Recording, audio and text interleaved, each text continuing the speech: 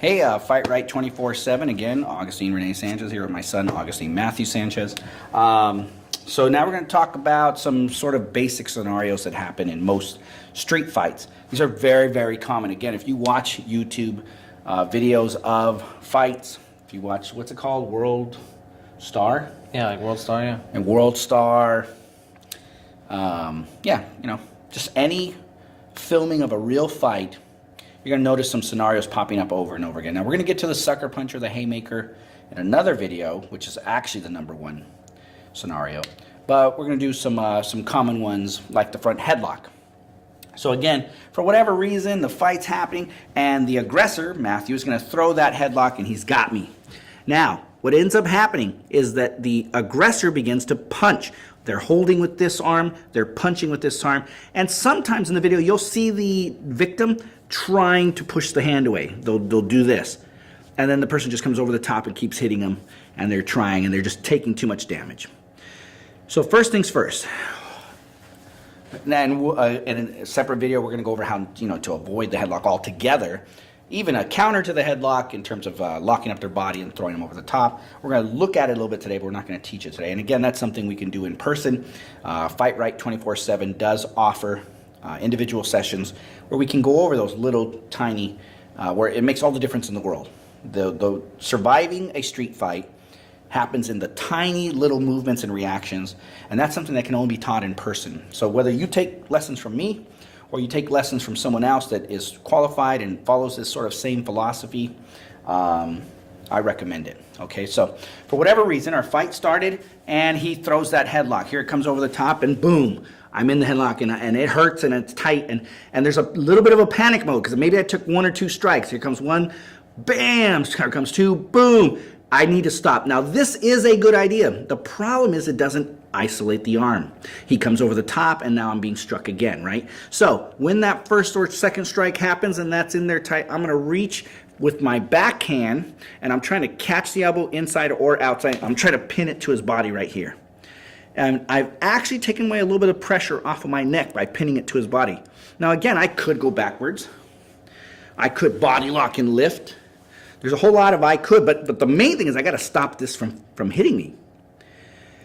Now, coming out of here, now this is still tight, put it on tight. It's still tight and it hurts, but it doesn't hurt as much as when I didn't have any leverage.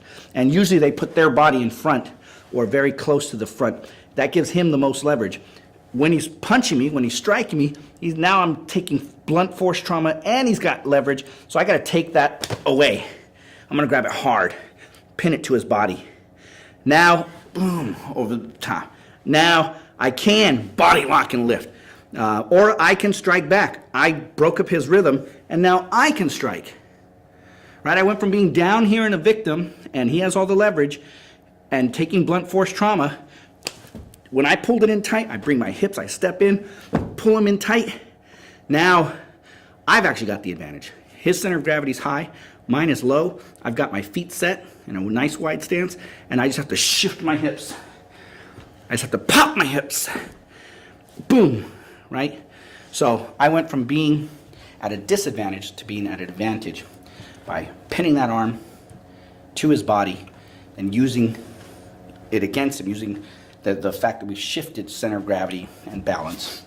Now I have the advantage. Another scenario is the over-under.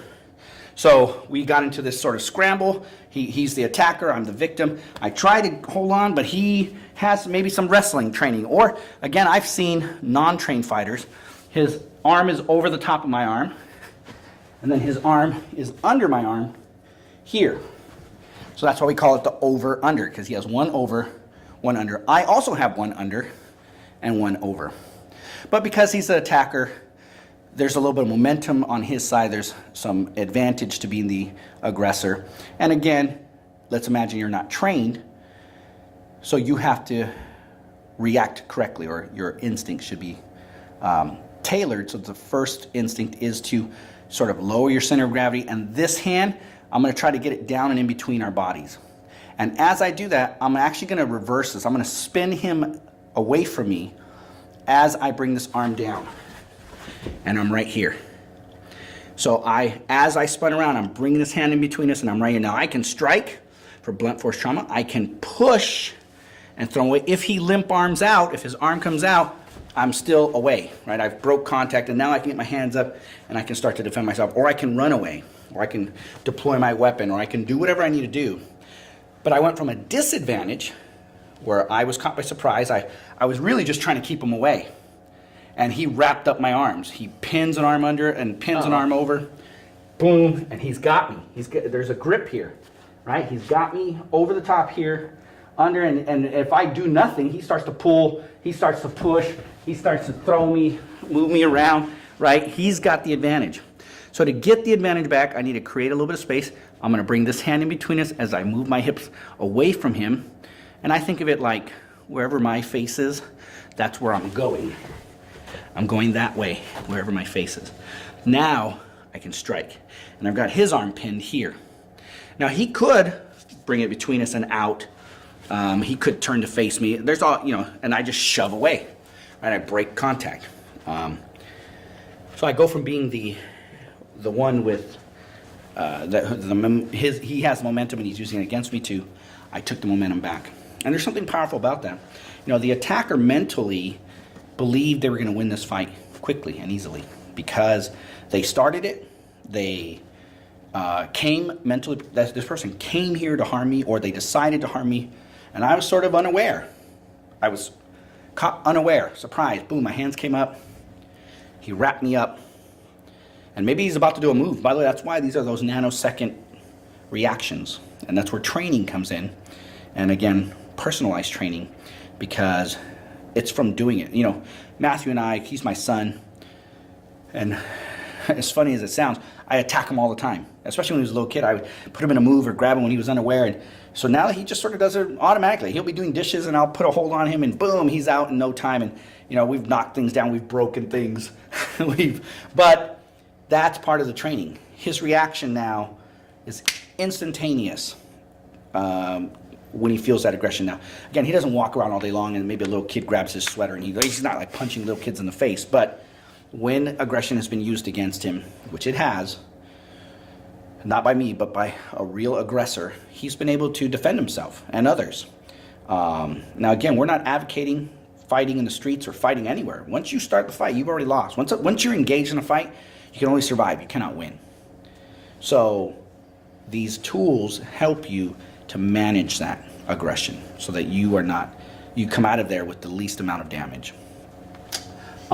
Okay, so rear naked choke. Now it depends. If I'm fighting, by the way, my shirt says world's greatest teachers. There's 3 mistakes. So if you can find all 3, you're a genius.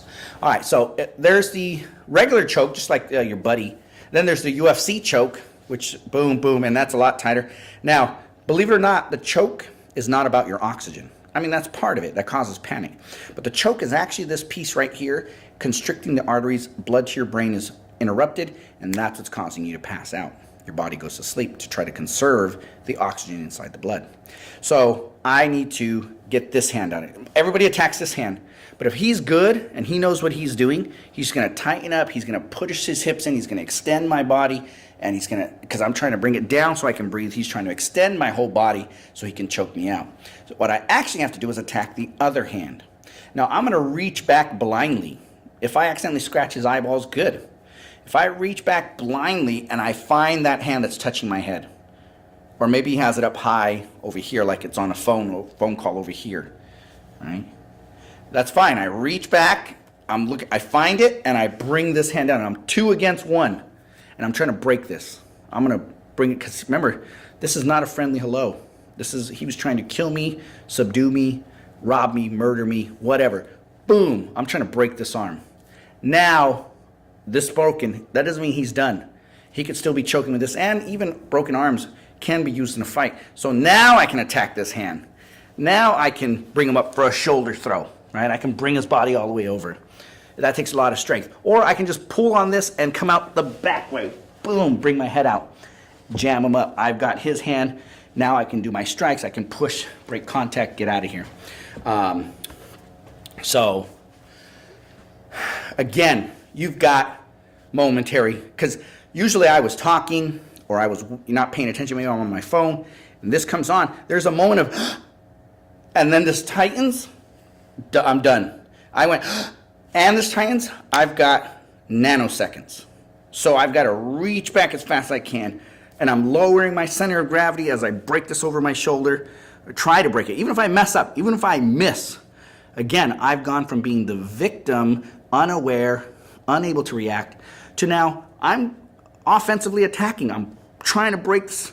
Maybe I just hyperextended. Maybe I just caused him a moment of, now he's got the, like, oh man, right? Now I can flip him over the top, or I can,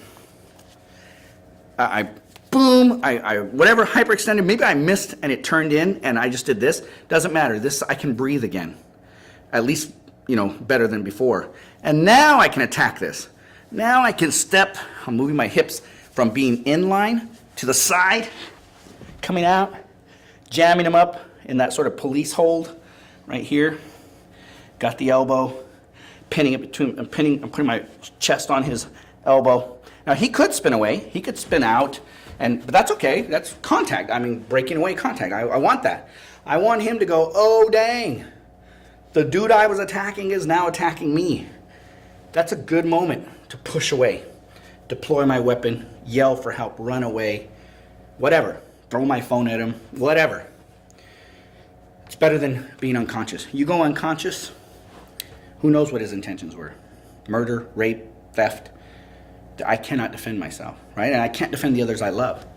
So if I'm a father and I'm walking with my family and I get that chokehold thrown on me, I need to stay conscious to defend my family, to give us the best chance. If I go out, there's one less person who can engage. Now, lucky for me, I've trained all 3 of my sons to fight. They could take on grown men. They could fight grown men and win. So we've increased our chances, but I want to be conscious. I want to be ready. I want to be prepared. So, I will say a little bit of advice here. If you're the type of parent who takes your kid to jiu-jitsu or whatever, and you drop them off, and you sit and you read your book, or you're in the car, or whatever, I get it if it's for self-esteem and self-confidence, and that's all good stuff. But if we're talking real self-defense, what are the chances that your 8-year-old son is going to defend the family? What are the chances of that? I don't care if he's a black belt. What are the chances? Is he mentally prepared? Has he practiced scenarios that are really going to happen with concrete underneath his feet, his shoes on, he's wearing regular clothes and not a gi that lets him kick 180 degrees straight up in the air? I would suggest, this is why we designed our system. Fight Right 24/7 is about real world survival, right? Surviving an encounter. So, last is the front grab or lapel grab. There's all kinds of names for it. But this person grabbed my shirt. And this is like from every hero movie in the history of the universe where the bully comes up to the hero, I am the hero, and is like, give me your lunch money or whatever, right? It's a front lapel grab. Now there's all kinds of reactions to this.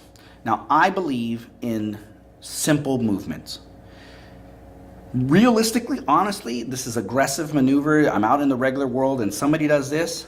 While his hands are busy holding on to me, boom. This is perfect. I mean, he really has just put himself in prime position. Now, again, it's got to be instantaneous. If I wait, he's going to start pulling me, pushing me, shoving me. Maybe he lets go with one hand and starts to punch me in the face, right? I waited too long. The minute the aggressiveness, I felt, this is not to be like, hey, I think you're one of the best people I know, and I'm really proud of the way you've raised your children. That's not what's happening. He grabbed me because there's something he wants me to pay for physically. He wants to harm me. He wants to take something from me. He's not here because I was singing too loud in church, right? He's here to hurt me. Maybe because I was singing too loud in church. But he's not here for a good reason. So I've got to get away. So the best, easiest, boom. Or if he's got me up close, sometimes they pull you up close, and they're trying to get you in their face. Again, I reach for my seatbelt, bam, right? That's what we talked about in an earlier video. Check out our other video on elbows, jabs, cross, and knees. But I'm reaching for that seatbelt, boom, and I'm going all the way through, right? You get yourself a big guy, lots of muscles. They're going to get this close because they believe you are a victim and you cannot defend yourself. So this is perfect, perfect. Bop. Bop, bop, bop, boom. I like the elbow. It's big, it's broad, generates a lot of force. And I can practice every day I get in my car, reach for my seatbelt, and I just imagine going all the way through. The only other one I would suggest or recommend is breaking contact. So he's big, he's strong, he's got me. I want to break this contact. So I bring my hands underneath here and I twist my body away, and it's like it's mostly my shoulders, believe it or not.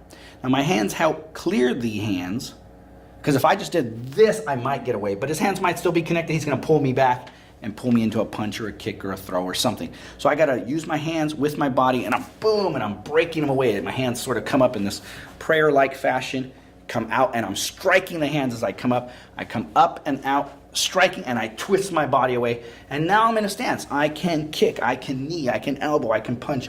I put myself into a stance where I can react faster with more power, and I can defend myself. Plus, again, he went from being the aggressor, and I'm the victim with no chance, to boom, we're about even. Or I'm actually in a little bit better position. He's still tall. His hands are like, oh dang, and I've got prime targets all the way up the middle. I can punch his chest, punch his face, knee, I can elbow, I can step in, so that's the two front. Then there are a million different methods or options to the front lapel grab, and I've seen some crazy ones. There's some martial arts out there that you reach over the top and you twist there, and then you're but these are really small targets and moving. And let's say he's a 300-pound guy with really strong hands, and I go like this. I wanted to twist it, I really wanted to, but when I went like this, he's too strong. And by the way, now he knows I'm about to resist, so he's going to put the hurt on hard. 300-pound guy is going to snap me to the ground, punch me in the face, headbutt me. He's going to hurt me. So I get one chance to take the momentum back. So it's going to be bap. It's going to be bap. And I'm in my stance, and I'm ready to defend my life and stop him. So again, front lapel grab. Again, this is Fight Right 24/7. We believe that everyone should be prepared to fight the correct way at all times, because you never know when an attack's going to happen. And I pray that you'd be safe, and good luck out there. All right, bye.